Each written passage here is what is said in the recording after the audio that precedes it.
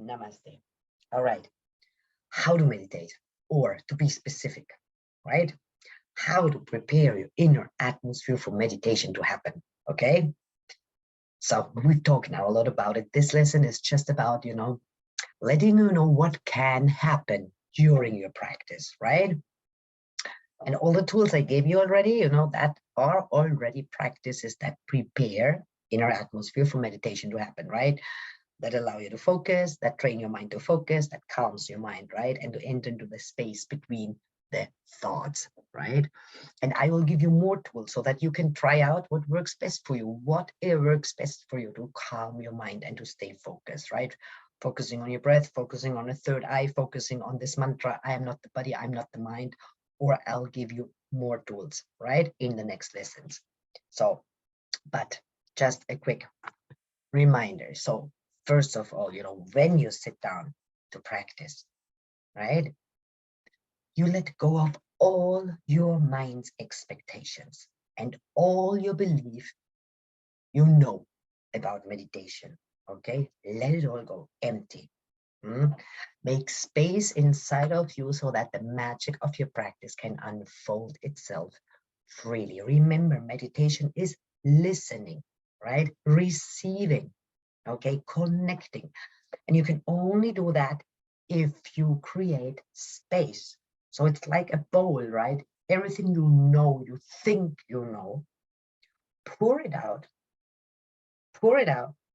and then just be an empty vessel, an empty container for being able to receive, right? To receive wisdom, to receive intelligence, to receive knowledge, to receive unconditional bliss, and joy and love and equanimity, right? From the other dimension, okay? And for that, you have to be empty. So let go of your expectations, okay? And all the doubts your mind has, right? And then you choose a quiet place where you are undisturbed, and you turn off your phone or anything else that might disturb you. And if you wear glasses, you take off your glasses. All right. I also always take off my watch and anything else, right? And if other members in your family or friends, they're not on the spiritual path, right? They will maybe not accept this, or they will not understand. So just set boundaries, right? Say, okay, now it's mommy's time or dad's time, right? Anyways, my time to practice. And for this practice, I need 10 minutes or 15 minutes of quiet. I need to be undisturbed. All right. And you can explain that in a way that everyone around you accepts that. Okay. So you need to know that you're not going to be disturbed, because otherwise your mind will always be, attached, to a certain thought. What if the doorbell rings? What if my phone rings? What if my husband comes back? What if the kids are calling me? 10 minutes. Nothing will happen if you don't answer your phone in these 10 minutes. Okay, so make sure you're really undisturbed. Otherwise, you don't find silence, right, in your mind. Then the yogis say that an auspicious time to practice is in the early morning when the night turns into day, or at night when the day becomes night, right? Dusk or dawn, right? But any time is better than nothing. And I'm always convinced that you feel what works best for you if you listen to yourself, right? But there are suspicious times, right? Auspicious, not suspicious, auspicious times, right? Where the constellation of the stars, maybe, and the atmosphere, the universe, right, are helping you to enter into these meditative states, right? So, but you find out for yourself, okay? So you can also create a soothing atmosphere with a candle incense. Sandalwood incense is calming and helps spiritual practice. You can put some soft spiritual music, but that's up to your own preference, right? Anything that promotes calmness and comfort in your body and mind. But remember, I want you to make an inner experience with the least external influence, right? So you don't need the perfect meditation cushion and the perfect meditation mat and the perfect meditation clothes and the meditation music and all this bullshit. You don't need it. Remember, first yogis, they were sitting in caves with nothing. Okay, so don't believe that you need all this, because that means you're strongly attached to your mind's ideas of how things should be. You don't need anything to practice that. Okay. One important thing is you should not sit with a full stomach and not have consumed anything that accelerates your mind, like caffeine, right? But as I said, don't worry too much about those regulations. The most important thing is that you just sit and you start doing it, and then you will figure out, what works best for you. You have to experiment. You have to make your own experience and not follow others. Okay, the yogis give you exact, suggestions, what works for them, and what works in general for a human being. But then you play around with a little bit like this. You're flexible, okay? You do what works best for you. So if you can, then you sit on the floor with your legs crossed, right? And your spine erect. And if that is painful because your physical body is not prepared for it, no problem, sit on a cushion or even a chair, right? It's important that your spine is erect, right? Because you want to imagine that your spine is your antenna and you want to keep it straight and aligned with the source of existence, right? Imagine, I mean, think about this, all animals, right? And before, right, the evolution, right, we were walking on all fours. So the spine was like this. And now as human beings, our spine is erect, like an antenna. And we human beings are the only beings who have this great consciousness, right? So it must have to do something, with our position, with our posture as well, right? So this is why you want to sit straight, okay? To align you with everything around, okay? And do you remember the 8 limbs of yoga? The 8 limbs of yoga that I told you that Master Patanjali gave us 8 steps to prepare for meditation, right? One of the steps is asana. All the physical postures of yoga, right, that are designed to create such a pleasant atmosphere in your body that it is possible for you to sit undisturbed by any unpleasant sensations for hours and hours in meditation, right? So all those acrobatic postures you see on Instagram are originally designed with one objective, as a preparation for meditation to happen, for dissolving one's ego. Now, the opposite, actually, of showing off your physical flexibility on social media. That's another story, right?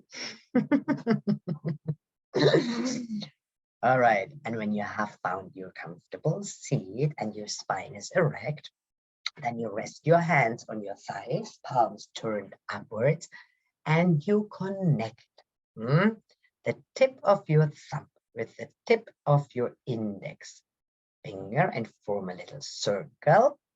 And the remaining 3 fingers are stretched out, but all 4 fingers are connected. Okay. And you leave no space between them if possible. And this is Gyan Mudra. Okay. Gyan Mudra. This is how you sit. And hand positions in yoga are called mudras. And the word mudra literally means like a seal. Mudras are a subtle science of arranging your body in a certain way. The way your system functions can be altered just by changing the position of your palm, right? By holding a certain mudra, the energies tend to move in a particular way that help you to connect with yourself. It's like why you're sitting with a spine erect, because you want to align with the frequency of life, of existence itself.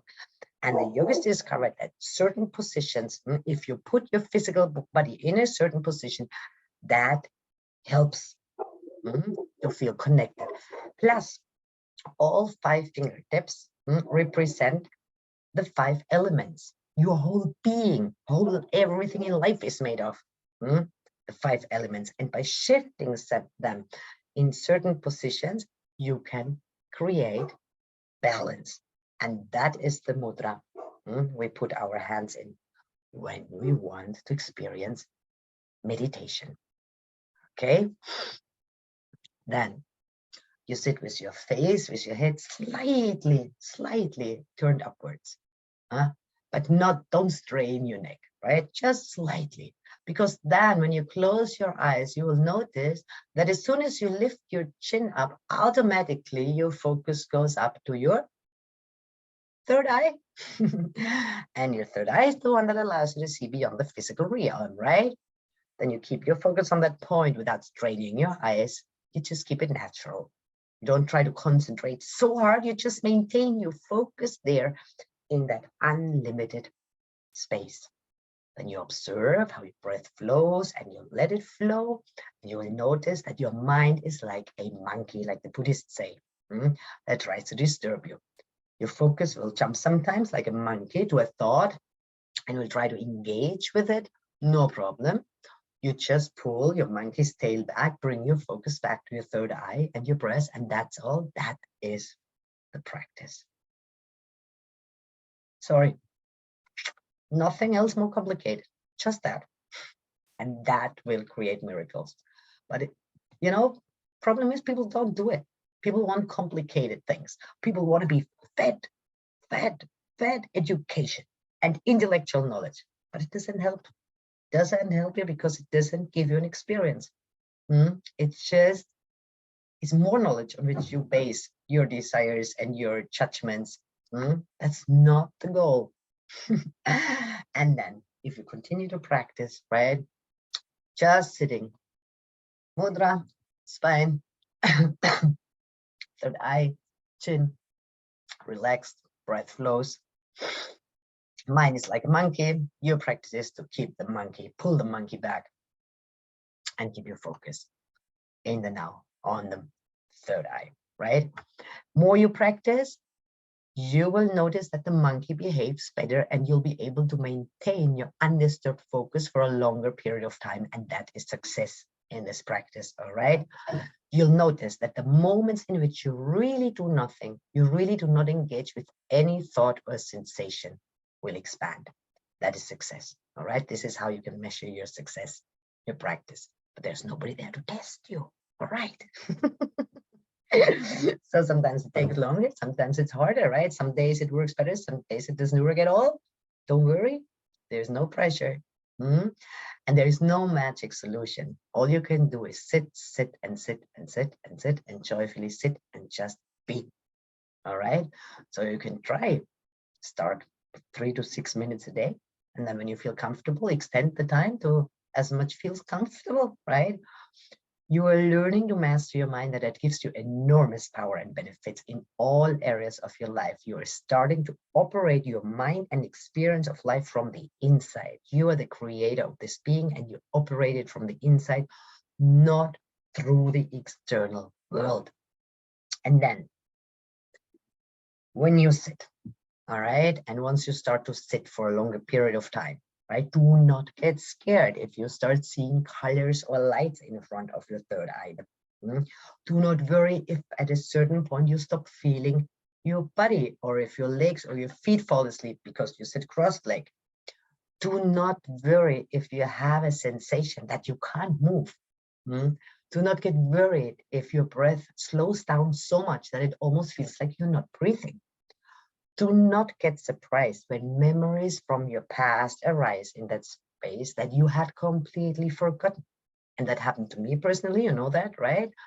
I told many of you, and I went through a rough time. So if that happens to you, know that I'm here to help, all right? Do not worry if tears roll down your cheeks during your practice. When we make space in our minds by being so present, by letting go of everything we think we know, all the experience and memories can rise up into our consciousness, right, from the subconscious mind. And this allows us to face them and finally work with them and let them go after carrying them around for our entire life, right? This is also how meditation helps to deal with trauma, right? To let it surface and then look it in the eye and deal with it. And remember that this is not you. And all this letting go can feel painful at first because we are so used to holding on to everything. We are so used to identifying with our stories that it's scary. When we think, of letting go of everything, we think we lose our identity, right? We think we don't know who we are anymore. Who am I if I'm not the trauma victim? Who am I if I'm not Tina, the yoga teacher? Who am I if I'm not the CEO? Who am I if I'm not a mother? Who am I, right?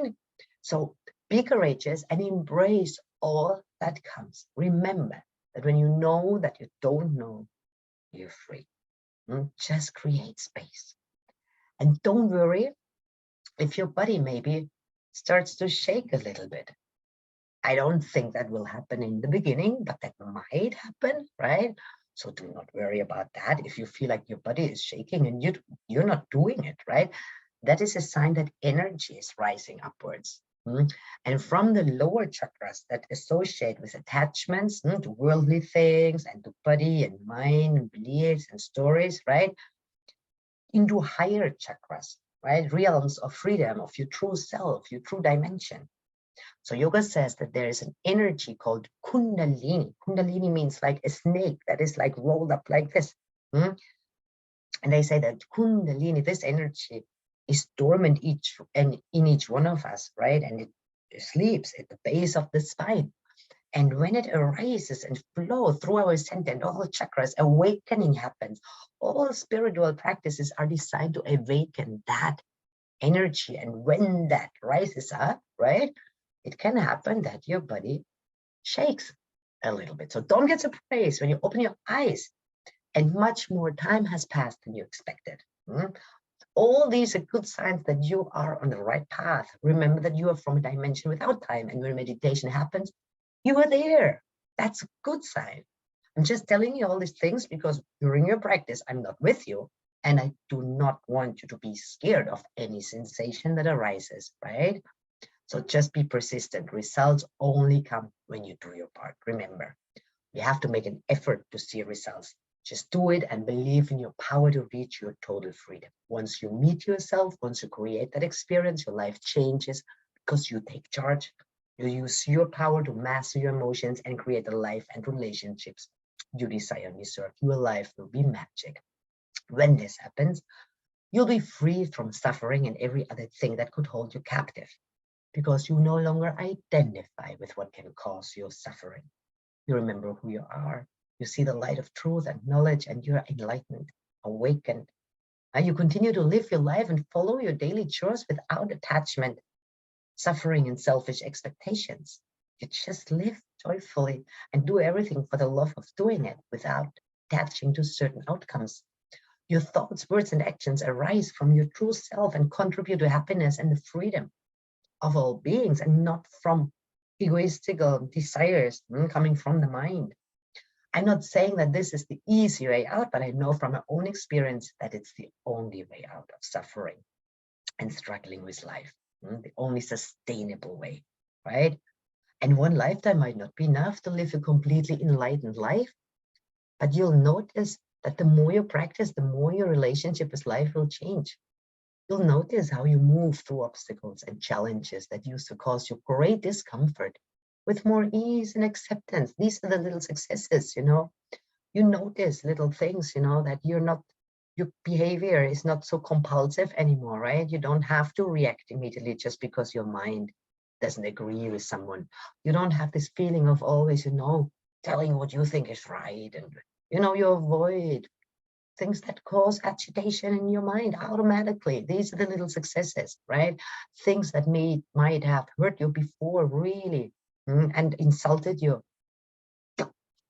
You don't care anymore, right? You'll notice that your desire to be right weakens. You'll notice that you have distance from your thoughts and you do not feel the need to react immediately to sensations, right? And if other people in your surroundings, friends and family, right, notice this, they might accuse you of being indifferent. That happens when people, go on a spiritual path, right? And they start to change. And then the people around them who are identified strongly with the ego, right? And have this need to discuss and to defend and to see who is better, who has more, blah, blah, blah. You know, when you don't react to their provocations, when you don't react to their ego, they don't understand. They get angry. They get like, they think you're crazy. They tell you, you don't give a shit anymore. You don't care anymore, right? So that is normal. That is happening on the path, right? So you also be prepared for this.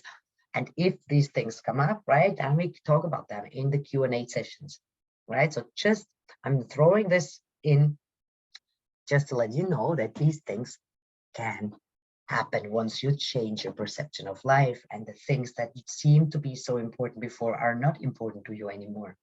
But do not expect others to change just because you decided to change, all right? And do not lecture others. Go your way and everything will fall into place, okay? So if things like this happen, then we will discuss them together, all right? So of course, during your practice, sometimes, you know, you will just break down. Sometimes you'll get the feeling that all this shit is not working and all your efforts are useless and fruitless and you're not doing the right thing, and you just should just go back to your life before, you know, before you would just go out and you would buy something new if you were unhappy, and then you were happy, blah, blah, blah, right? So sometimes you will get angry and disappointed, sometimes you will feel hurt, or you hurt others, or you indulge in feelings of guilt. And when this happens, just remember you are still a human being, right? And you're on a mission to gain freedom from your mind. You're on a journey, and sometimes life knocks us back a few steps. And don't worry about that. Sometimes we need to fall down so that we can get up again.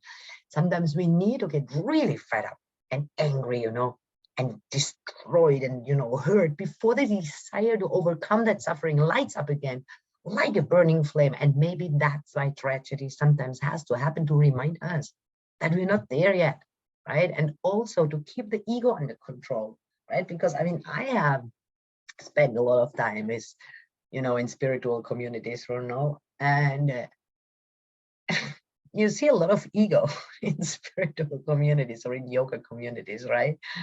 And, you know, so sometimes tragedy has to happen, you know, to, you know, to tell you, listen, honey, you're not enlightened yet. Keep practicing. Keep doing what you're doing. Keep practicing. It's not that easy, right?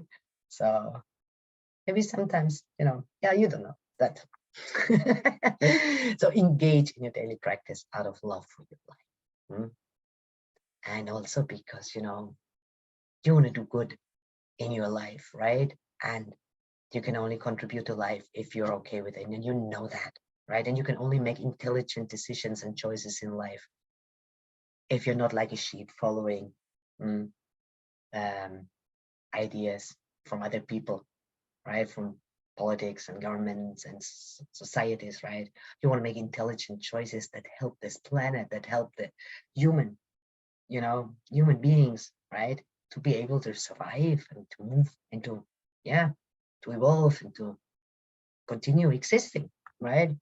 So if you engage in daily practice, even just to be completely present for a while, I promise you will see magical results. And then the next videos, I give you some more tools to try out, okay? And you'll see which one works best for you. So sitting, legs crossed, or feet flat on the ground on a chair, Gyan Mudra, spine erect.